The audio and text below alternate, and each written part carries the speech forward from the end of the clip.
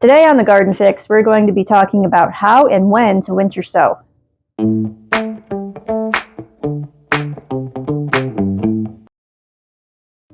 Hi, and welcome to the Garden Fix. I'm Kristen, and I'm in Western Pennsylvania, Zone 6B.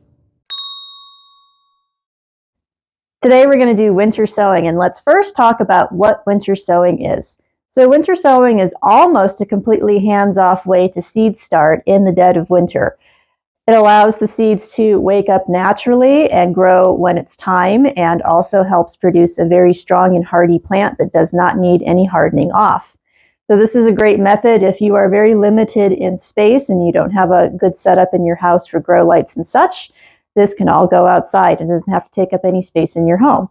And the benefit of this method of winter sowing over just direct sowing in the ground is because they are in protected containers, it also protects them from the elements, such as the wind or the rain possibly washing away your seeds, or there's critters that want to come and dig your seeds up, either displacing them or even eating them.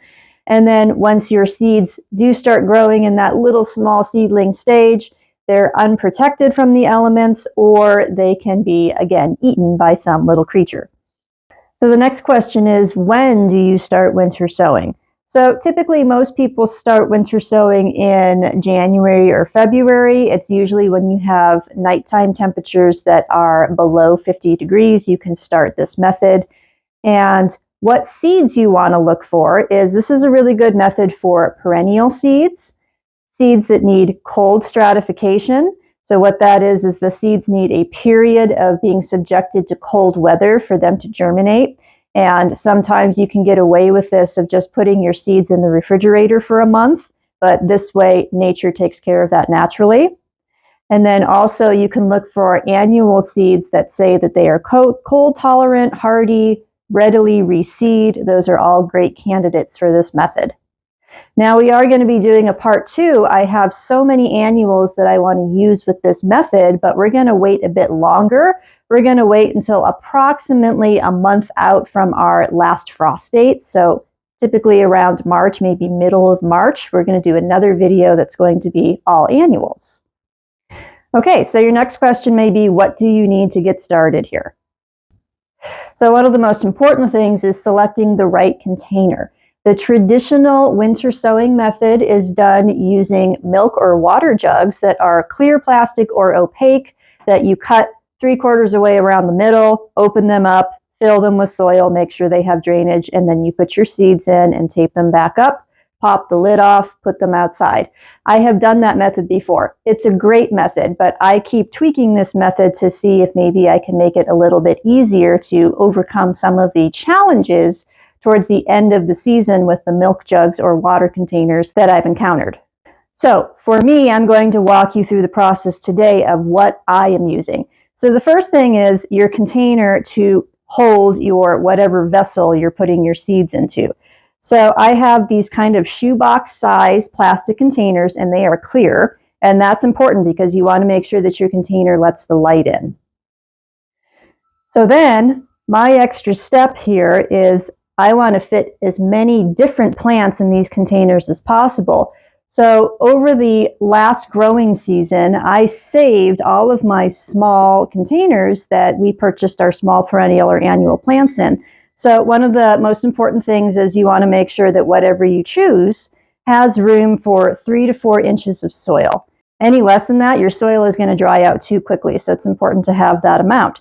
So I have 8 of these little pots that fit nicely inside of this container. Next really important thing is your potting soil. So you want to use just that. Use potting soil. You don't want to use in-ground soil that's going to stay too wet and get almost like too compact. You don't want to use seed starting mix because seed starting mix dries out too quickly. Again, we need consistent moisture for the seeds to germinate. So any potting soil will do. Don't worry about getting super fancy stuff. Just make sure you use potting soil. So next is going to be, make sure that you have labels for your plants. So as I said, I have about 8 plants just in this container alone, and I need to make sure that I remember when the season is over what all these plants were. So I have already pre-labeled all of my little labels here that are going to go in each individual pot. And the other thing that you want to try to use, you can use a permanent marker. I really suggest using the garden marker because the garden markers last through the winter. So when they're exposed to the elements, usually you can still read them by the end of the season when these are ready to put outside. Some other helpful accessories is to have something big enough that you can put your potting soil in and pre-moisten your soil with. So I have this little plastic trug here and then a watering can to pour your water in. And when you do mix up your soil, you want to make sure that when you pre-moisten it, you make it the consistency of it's wet enough that it will hold together in your hand, but if you squeeze it really hard, no water's going to come out. We don't want it dripping wet. And then lastly, once the seeds are all in, you want to finish by spraying them in with a spray bottle so that it helps the seeds settle into your soil in your little container. So to circle back to the containers for a moment, the drainage is really super important, that you put drainage holes in your container that it's not going to hold water. Rob's going to pop in here and explain how to put holes in the container. So these are the containers that we're using. We have larger containers as well, but these are the ones we're going to use today. And we used them last year, and we put holes in them for drainage, as you can see on the bottoms, and here's the holes on the lids. But we are going to add a few more. We're going to add some on the corners so they will drain a little better and not pool at the bottom. And to do that, we have a soldering iron that we got from Amazon, and I'm going to try to put a link in the description for that. And you need to be careful if you're using a soldering iron. Now, this soldering iron is sitting on this block because right now it is heated to 700 degrees Fahrenheit. So you have to be really careful when you're using that. And when you are doing your holes on these, you need to make sure that you are drilling them outward. So that the water is going to drain out of them. Because if you do drill them the opposite way, what will happen is the plastic will form a little lip and harden, and then none of the water will be able to get out. So you got to be careful that you are drilling the holes in the correct way. The same thing with the top. When you drill the holes in the top, you need to make sure you drill them downward so the water will drain into the rain that will land on it, will drain and land on your plants and not have a hard time getting in. So let's take care of that right now.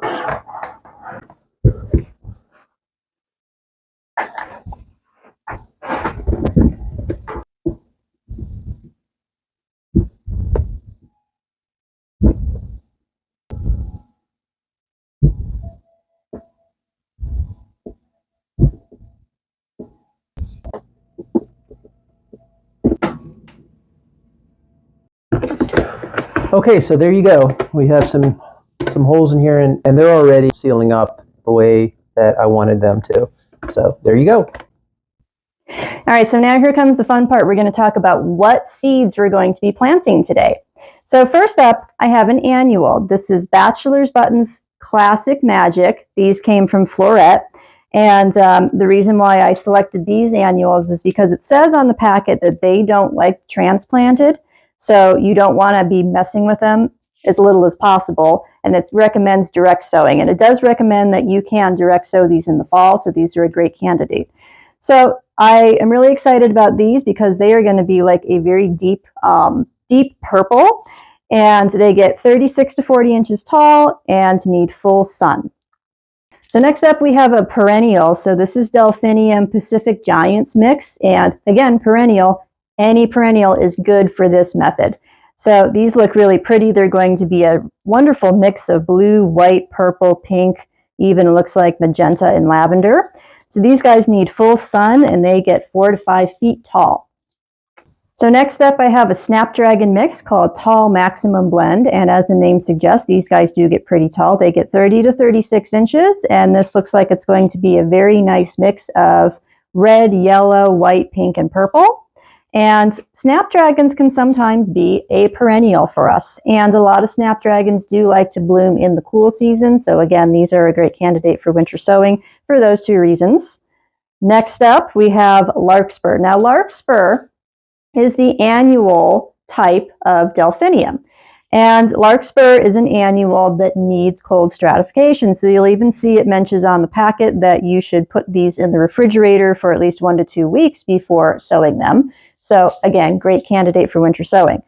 So this mix looks like it's going to be a lovely pink, purple, lavender. It looks like even a kind of a peach color in here, a darker red, and a white. Hopefully we get all those colors, you never know. And then these are going to be 3 to 4 feet tall, so a little bit shorter than the delphiniums. So next up I have 2 different kinds of English daisies. So the first one is called Strawberries and Cream, which is a nice, like almost, well, very strawberry colored in the center and then more white around the margins. And then the second one is called Tasso Red, and these look like they're going to be a very deep red. English daisies only get 3 to 6 inches tall, and we selected these because they are particularly pom-pom shaped. So they're nice round little balls. And these do well in either full sun or part shade. Okay, next up I have a crazy daisy, and this is a perennial daisy, so again, really good for this method. And what I know about these is I did grow one, I think, last year in the winter sowing method, but the bunny ate it, unfortunately. So I didn't really get to see what it was going to look like. But just from pictures, I know that these are classic white daisies, but then they get a little bit more of a fluffiness to their petal. So hence their name, they have a little more crazy appearance. Okay, last up is going to be a retry from last year. I have a hardy passion flower, so it is hardy to zone 6, and it did not germinate last year. I went very sparingly on the seeds. I may have done just like 1 or 2 seeds and they didn't germinate, so I am going to do a little heavier seed sowing this year on them to see if maybe they will. A note about passion flower seeds, which also kind of ties into how it works well with this winter sowing method, is usually, because it's a very thick and tough seed, it's usually recommended that you nick or score the seed and then soak them before you try to sow them. The winter sowing method takes care of that for you because these guys are going to be outside and subjected to the elements for an extended period of time. It is going to wear down that tough seed coating. So hopefully I'll have better luck this year. So now let's get these seeds planted. Let me talk about what I have set up here. So I did go ahead and fill all of my little containers already, and I did fill them with that pre-moistened soil. It's just wet enough that will hold its form but not leak water when you squeeze it really hard.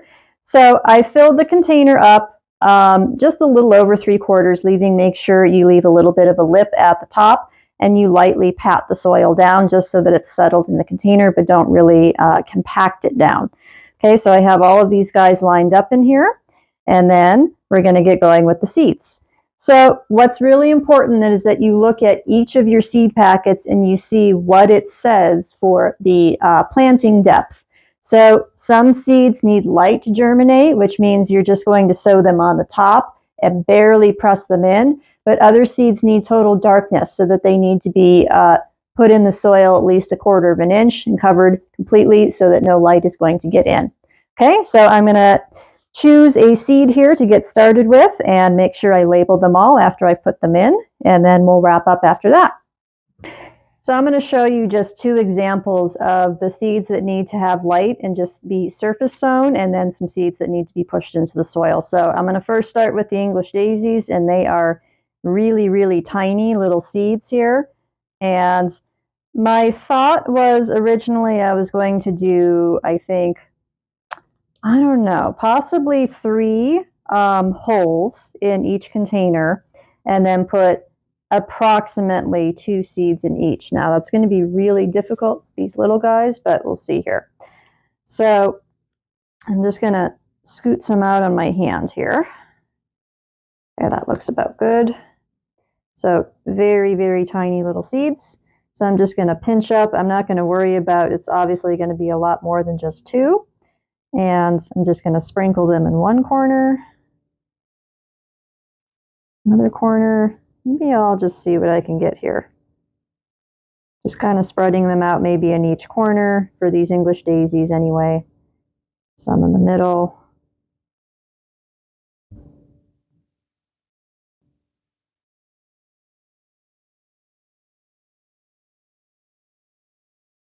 So I should mention that as I kind of put the rest of those in there, I just really kind of tried to evenly spread them as much as possible. There are a ton of seeds in there.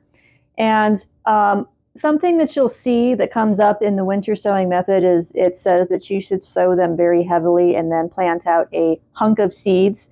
And the idea is that the strongest plants will survive and then the weaker ones will die out so that you won't have an overcrowding issue. With the English daisies, I think that's just fine to do. With some of the bigger seeds that are easier to handle, I'm going to do a little more sparingly.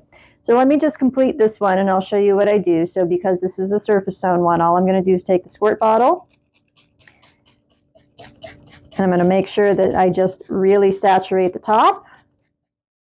Okay, so those are done, and then I need to find, I did the strawberries and cream English daisies, so here's my label, put it inside. Okay, so that one's done. So next I'll move on to the passion flower because that's one that does need to be covered and is a very thick seed.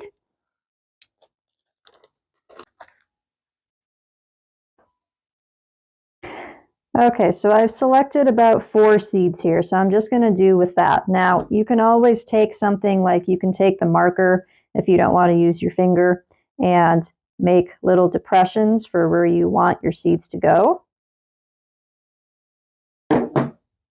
Okay, so I'm going to drop each one of these just about in the corners.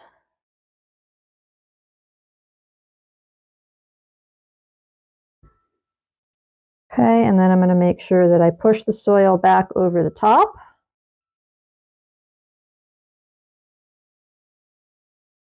And then what else you can do to make sure that they are covered without pressing them down too much is I have extra soil here, and I'm just going to take a little bit, sprinkle it over the top.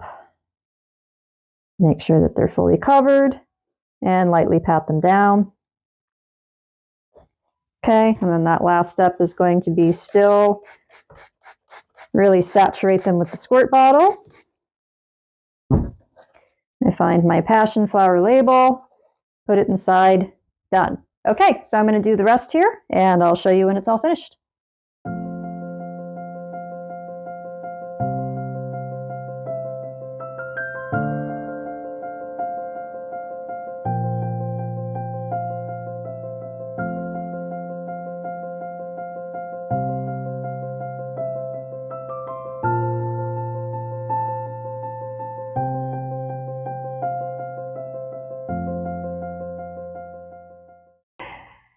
All right, so these guys are all finished and their lids are on. The last step is for them to go outside, and we will put them in a place where they can receive rain and snow so that they stay moist all season. And that's just something that we'll be checking on periodically, is popping the tops off and making sure that the soil is moist and not letting them dry out. If they do dry out, I'll go through with my squirt bottle and make sure that I just give them a little more moisture.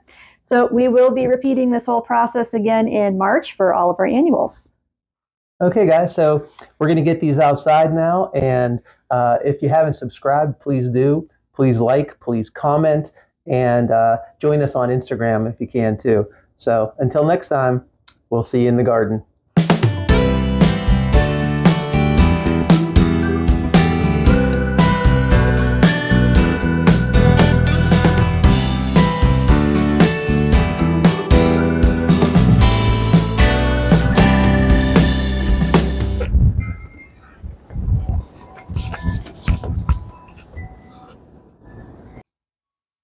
Where's the size? That starts to get hard and Hi, and welcome to the Garden Fix. I'm Kristen, and I'm in Western Pennsylvania, Zone 6B. Did I say Pennsylvania? I can't do it. I can't do it. I can't do it. I can't do it. Suggest these guys do get very tall. They get